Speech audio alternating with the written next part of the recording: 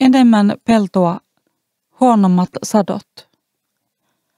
Rukiin kysyntä kasvaa voimakkaasti 1700-luvulla. Niittyjä muutetaan peltomaaksi kasvavan väestön ruokkimiseksi. Eläinten talvirehusta tulee siksi pula ja lannoitteen määrä vähenee. Huonosti lannoitetut pellot antavat huonompia satoja.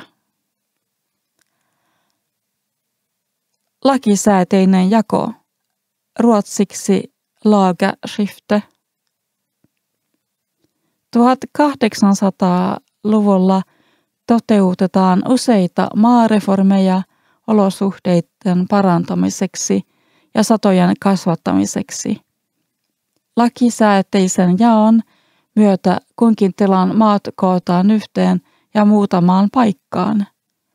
Useat tilat siirretään pois kylästä, jotta ne saavat maansa yhteen. Eläinten aitaamisesta tulee laki. Aikaisemmin viljelykset aidattiin. Peltomaalla yleistyy ruohon ja apilan viljely heinäksi. Tämä lisää viljelyksen lannoitusmäärää, joten sadot voivat jälleen kasvaa. Typpi. Typpi on tärkeä ravintoaine kasveille. Sitä tarvitaan proteiineihin ja moniin muihin asioihin kaikessa, joka elää.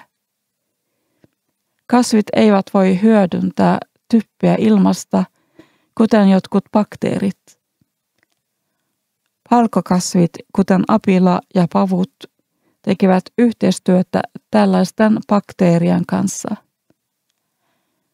Syöttämälle niille runsaasti energiaa sisältäviä aineita juurumukoloidensa sisällä ne saavat typpeä sellaisessa muodossa, jota kasvit voivat hyödyntää. Palkokasveista tulee siksi erityisen proteiinipitoisia.